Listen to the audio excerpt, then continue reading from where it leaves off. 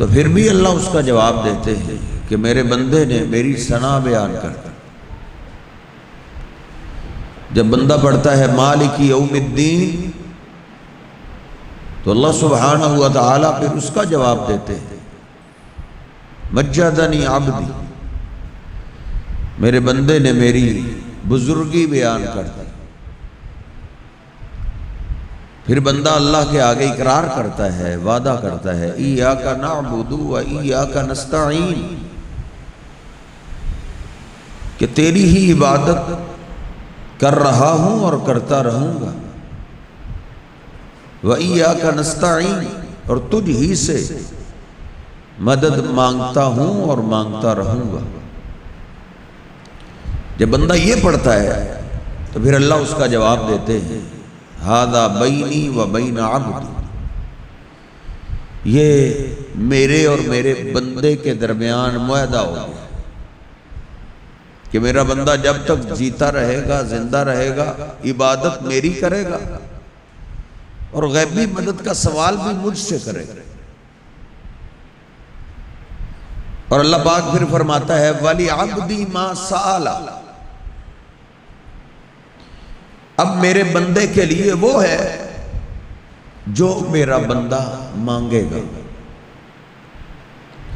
یعنی اللہ پاک فرماتا ہے میرا بندہ اب مجھ سے جو سوال کرے گا میں اپنے بندے کو عطا کر دوں۔ تو پھر آگے بڑی شاندار دعا اللہ نے سکھائی۔ کیا مانگتا ہے بندہ اللہ کے آگے باوضو ہو کے نماز کے لیے کھڑا ہو کر کہ اہدنا الصراط المستقیم، اے میرے رب مجھے ہدایت دے دے سیدھے راستے، ہدایت دے دے مجھے سیدھے راستے۔ یہ سب سے بڑا سوال ہے، کیونکہ ہدایت اللہ کی سب سے بڑی نعمت ہے۔ جس کو ہدایت مل گئی اس کو سب کچھ مل گیا، اور جس کو ہدایت نہیں ملی، چاہے کروڑوں اربوں خربوں کی پراپرٹی مل جائے، بینک بیلنس مل جائے، دنیا میں بڑی کرسی بڑا عہدہ مل جائے، ہدایت نہیں ملی تو کچھ بھی نہیں ملا۔ سب سے بڑی اللہ کی نعمت ہدایت ہے، اور یہ ہم بھی سمجھتے ہیں، اس بات کو ہم بھی سمجھتے ہیں کہ ہدایت بہت بڑی دولت ہے۔ کسی باپ سے ملو، کسی ماں سے ملو تو وہ یہی کہے گا، اس سے پوچھ بچوں کا کیا حال ہے، بس جی قاری صاحب دعا کرو اللہ ہدایت۔ بیٹوں کا کیا حال ہے، بس دعا کرو اللہ ہدایت۔ بچیاں کیسی ہیں تو یہی ماں باپ کہتے ہوئے سنائی دیتے ہیں کہ بس دعا کرو اللہ ہدایت دے۔ ہدایت مل گئی تو سب کچھ مل گیا، ہدایت نہیں ملی تو کچھ بھی نہیں ملا۔ اور یہ یاد رکھیے، یہ جو بڑی دولت ہے یہ باقی نعمتوں کی طرح نہیں ملتی۔ ہمیں آنکھیں ملی ہیں، ہم نے اللہ سے آنکھیں مانگی نہیں تھی۔ جب اللہ نے ہماری آنکھیں بنائی ہم تو اس وقت بول نہیں سکتے تھے، شعور والے ہی نہیں تھے، ہمیں سمجھ ہی نہیں تھی۔ زبان ہمیں ملی ہے، مانگنی نہیں پڑی۔ کان، دل و دماغ،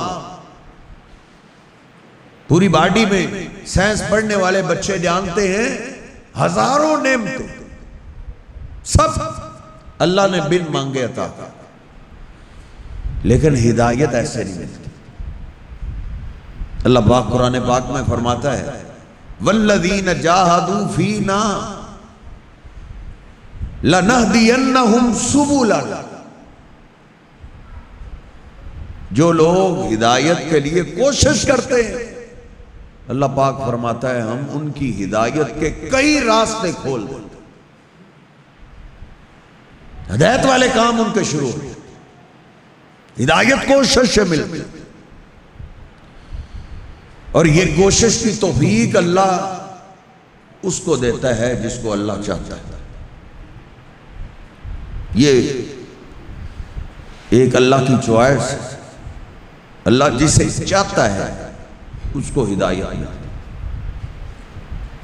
اللہ کس کو چاہتا ہے؟ جو ہدایت کا طلبگار ہوتا ہے۔ جو طلبگار نہیں اس کو نہیں ملتی، جو ہدایت چاہتا ہی نہیں۔ جس طرح آپ اندازہ لگائیں نا، ابو جہل اپنے سجن بیلی یاروں کو لے کر بیت اللہ کا غلاف پکڑ کے کھڑا ہوا اور اللہ سے دعا کر رہا، اللہم ان کان ھذا ھو الحق من عندک فامطر علینا حجارۃ من السماء۔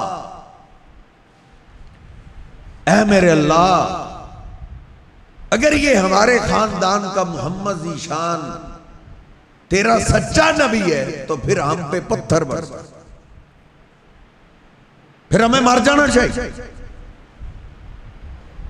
اب دیکھیں نا، دعا تو یہ ہونی چاہیے تھی کہ اگر یہ تیرا سچا نبی ہے تو ہمیں ماننے کی توفیق دے دے، ہمیں ایمان لانے کی توفیق دے دے۔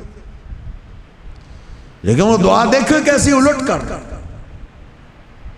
کہ اگر یہ سچا نبی ہے تو ہم پہ پتھر برسا دے، ہمیں مار دے۔ پھر ویسے لوگوں کو ہدایت نہیں ملتی، ہدایت اس کو ملتی ہے جو ہدایت کا طلبگار ہوتا ہے۔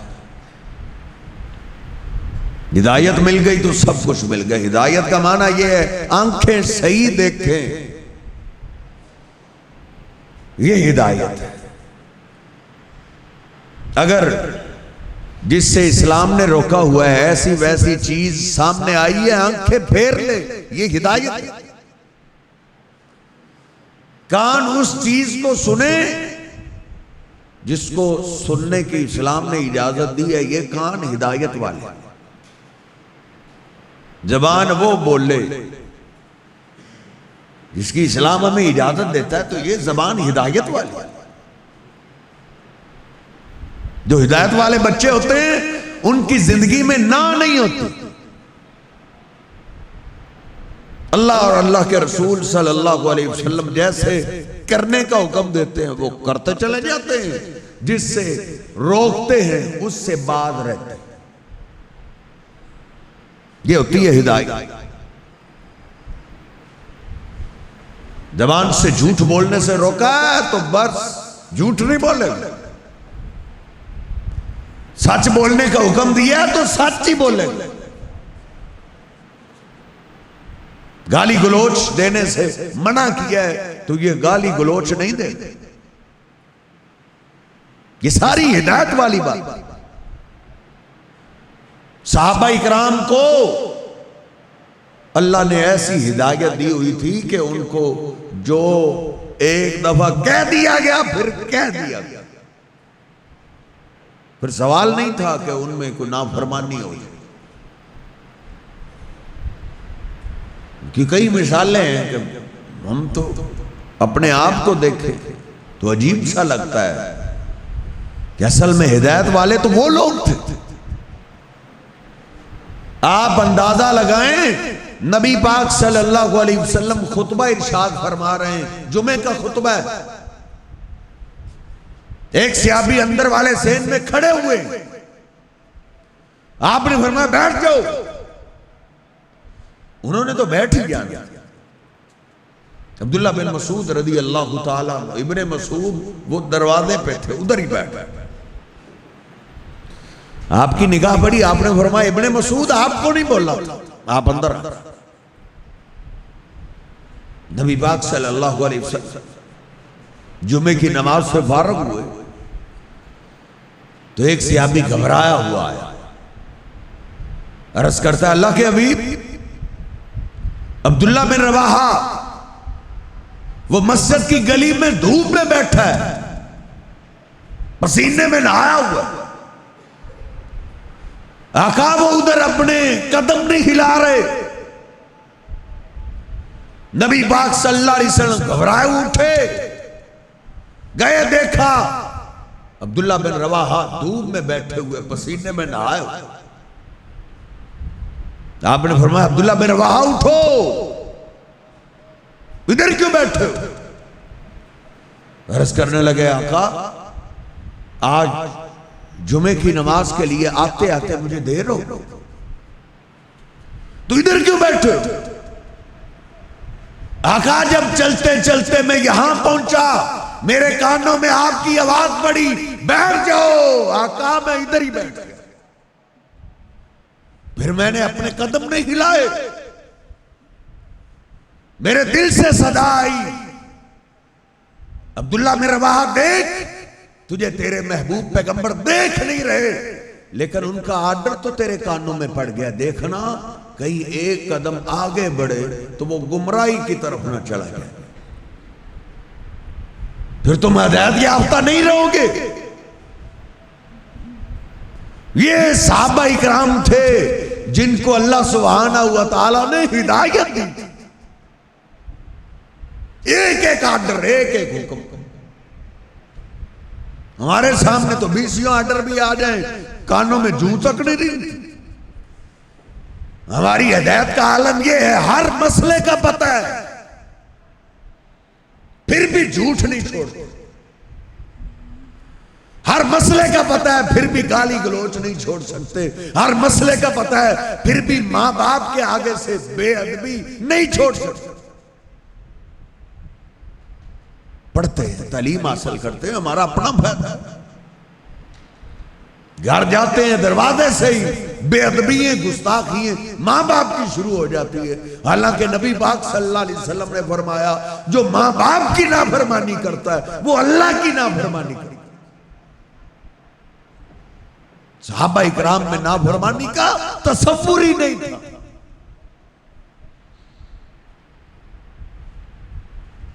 سیدنا حنظلہ رضی اللہ تعالیٰ عنہ لیٹے ہوئے تھے، کانوں میں آواز پڑی کوئی اعلان کر رہا ہے او مجاہدو دشمن نے اچانک حملہ کیا ہے، اللہ کے پیغمبر تمہیں بلا رہے ہیں.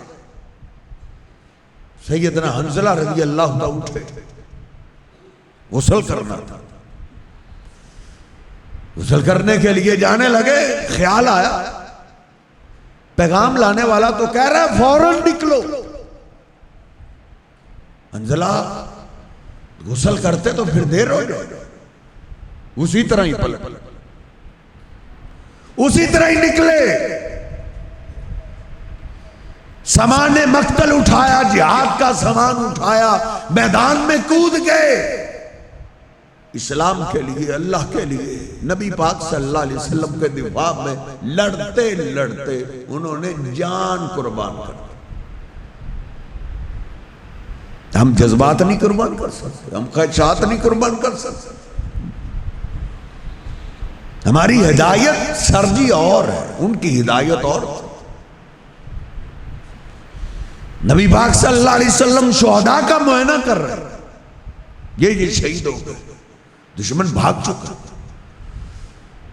جب حنظلہ رضی اللہ تعالیٰ عنہ کا جسم پاک آیا تو آپ چہرے کو چھپاتے ہوئے پیچھے آئے. صحابہ بھی پیچھے ہٹے، حیران ہو گئے کہ کیا ہوا ہے. نبی پاک صلی اللہ علیہ وسلم نے فرمایا میرے حنظلہ کے گھر والوں کو لاؤ. لایا گیا. آپ نے پوچھا بتاؤ میرا حنظلہ کس کیفیت میں؟ جی اللہ کے حبیب آپ کے حنظلہ نے غسل کر. جب آپ کا پیغام ملا تو دیر سے ڈرتے ہوئے انہوں نے غسل بھی نہیں کہ کہیں دیر نہ ہو جائے. نبی پاک صلی اللہ علیہ وسلم سن رہے ہیں اور رو رہے ہیں. روتے ہوئے آپ فرماتے ہیں میرے صحابہ میں بھی حیران تھا کہ باقی بھی تو شہداء پڑے ہوئے ہیں لیکن صرف میرے حنظلہ کو فرشتے جنت کے پانی سے غسل دے. ان کی ہدایت یہ تھی کہ جو کرنے کا حکم دے دیا گیا ہے پھر وہ کر گزرے، اس پہ ان کی جان بھی جاتی ہے تو جائے. یہ ہدایت. کس کو ہدایت دی؟ ان کے گھر والے پوری فیملی سر جی وہ ہدایت یافتہ لوگ تھے، ہدایت یافتہ. ان کی مثالیں پڑھیں تو ہمیں عجیب سا فیل ہوتا ہے کہ وہ کوئی اور مخلوق تھے، کوئی اور مخلوق نہیں تھے، وہ ہدایت یافتہ تھے. ان کو اللہ نے ہدایت دی تھی، وہ ہدایت پہ صحیح طریقے سے قائم تھے. ہدایت والے کام کرتے تھے، ہدایت والے. ہمیں تو ہر کوئی بے ہدایت کرتا ہے، ہم کام یہ سے کرتے. ان کے سارے کام ہدایت والے. نبی پاک صلی اللہ علیہ وسلم کے پاس سرجی مہمان آ گیا. آپ نے 9 گھروں میں پیغام بھیجا، مہمان آیا. لیکن غربت کا عالم ایسا تھا، کسی گھر سے کھانا نہ ملا. یہ اس دور کی بات ہے. سیدہ عائشہ رضی اللہ تعالیٰ بیان کرتی ہیں کہ 3 مہینے گزر جاتے تھے، کھانا نہیں ملتا.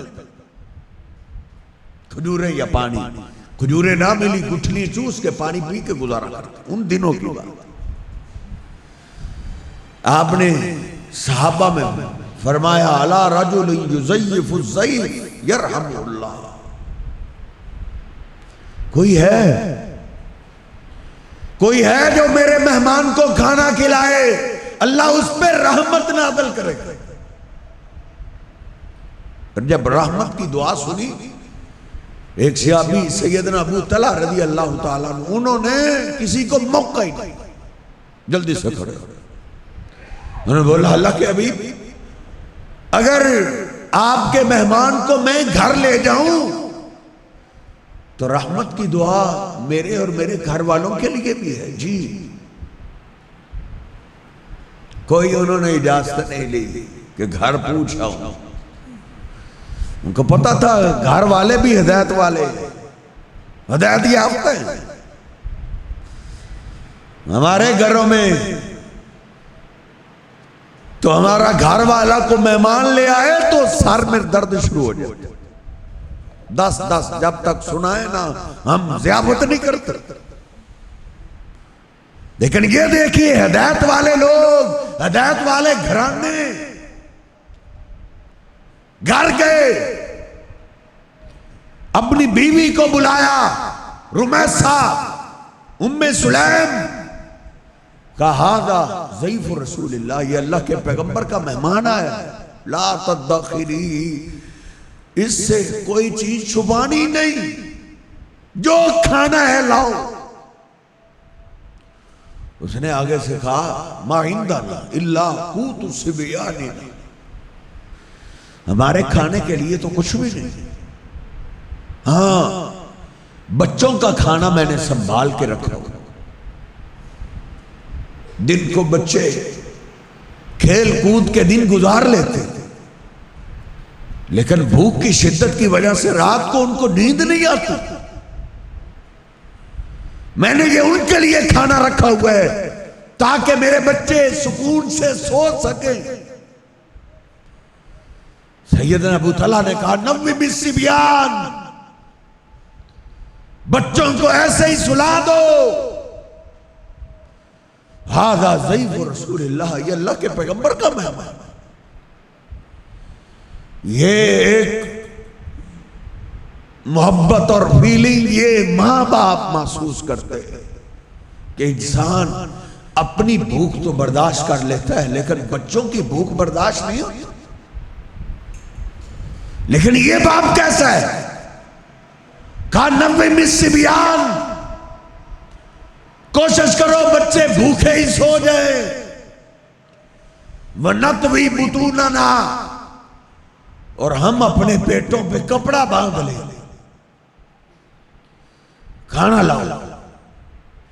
کھانا دیکھا تو یہ تو ایک بندے کا کھانا، یہ تو میں مل کے کھاؤں گا تو وہ سیر نہیں ہو سکیں گے. اللہ کے پیغمبر کا مہمان بھوکا رہ جائے. ہاں تم کھانا پیش کرنا. تم جب کھانا ہم شروع کریں دیے کو سدھارتے ہوئے تم لائٹ ہی آف کر دو. دیا بجھا دے، میں منہ ہلاتا رہوں گا، خالی منہ ہلاؤں گا، مہمان کھا لے گا، سحر ہوگا، اللہ راہ۔ بچے رات کو ان کو بھوک سے کیسے نیند آتا، انہوں نے ایسے ہی اپنے پیٹوں پہ انہوں نے ماں باپ نے کپڑا باندھا، بچوں کو تھپکیاں دے دے کے بھوکا سلا رہے ہیں، اور خاوند منہ ہلاتا رہا، مہمان کو انہوں نے سیر کر کے کھلا دیا۔ صبح ہوئی، سیدنا ابو طلحہ رضی اللہ تعالیٰ عنہ فجر کی نماز کے لیے جا رہے ہیں، نبی پاک صلی اللہ علیہ وسلم ابو طلحہ کے استقبال کے لیے کھڑے، ان کا انتظار کر رہے۔ ابو طلحہ ہے، سینے سے لگایا ہے، فرمایا ما فعلتما، ما فعلتما، ابو طلحہ تم نے رات کو کیا کیا ہے؟ اللہ کے حبیب کیا ہوا ہے؟ کہا رات کو اللہ نے تم دونوں کی شان میں قرآن اتارا، تم نے تو عرش پہ اللہ کو ہنسا کے رکھا، کیا کیا؟ اللہ نے تمہاری شان میں قرآن اتارا ہے، وَيُسِرُونَ عَلَىٰ أَنفُسِهِمْ وَلَوْ كَانَ بِهِمْ خَصَاصَةٌ۔ یہ آپ پہ ایمان لانے والے ہدایت والے لوگ کیسے ہیں؟